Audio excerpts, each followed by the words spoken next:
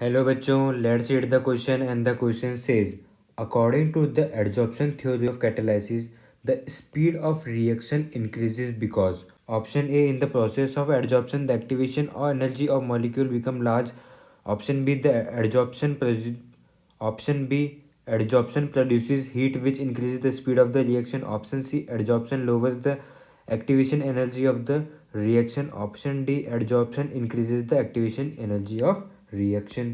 Adsorption theory of catalysis क्या होती है देखते हैं कि ये हमारा लेट्स से कैटलिस्ट है हमारा,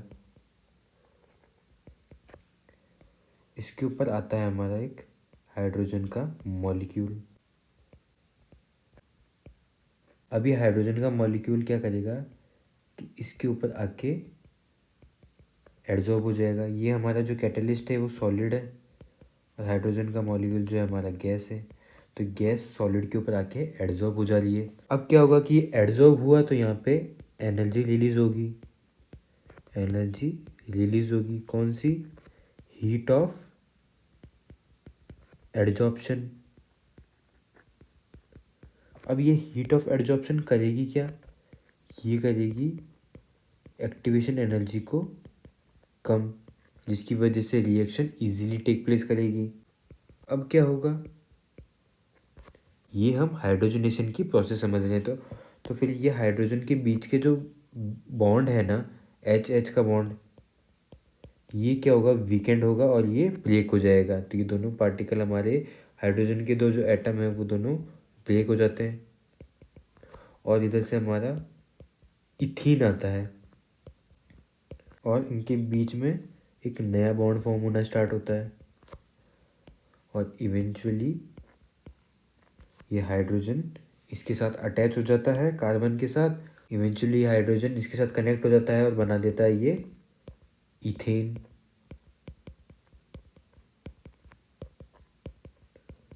और जो हाइड्रोजन का बॉन्ड था कैटलिस्ट के साथ, जो एडजॉर्प्शन हुआ था तब, वो ब्रेक हो जाता है और एक हमारे पास नया कंपाउंड बन जाता है और यहाँ पे जो उसके पोल से वापस वो एम्प्टी हो जाते हैं ताकि नया हाइड्रोजन मॉलिक्यूल आ सके और नया प्रोडक्ट फॉर्म कर सके।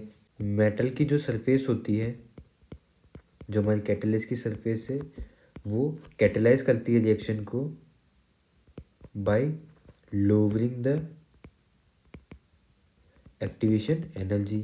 ऑप्शन ए की बात करें, उसमें कहा गया कि इन the process of adsorption the activation energy of the molecule become large. तो ये गलत है, वहाँ पे एक्टिवेशन एनर्जी कर दी जाती है कम। ऑप्शन बी की बात करते हैं, adsorption produces heat which increase the speed of reaction. तो ये बात बिल्कुल गलत है। एडजॉर्प्शन से जो हीट प्रोड्यूस होती है वो हमारी एक्टिवेशन एनर्जी को कम करती है, ना कि स्पीड ऑफ रिएक्शन इंक्रीज करती है। ऑप्शन सी की बात करते हैं, adsorption louvers the activation energy of the reaction. तो ये बात हमारी बिल्कुल सही है कि उसकी एक्टिवेशन एनर्जी को वो डिक्रीज कर दे रही है। ऑप्शन डी की बात करते हैं, adsorption increase the activation of energy of the reaction. तो ये भी हमारा ऑप्शन गलत हो जाता है। हमें पता है कि एक्टिवेशन एनर्जी डिक्रीज करती है, ना कि इंक्रीज। तो हमारा करेक्ट आंसर हो जाता है option C. Hope understood it well. All the best.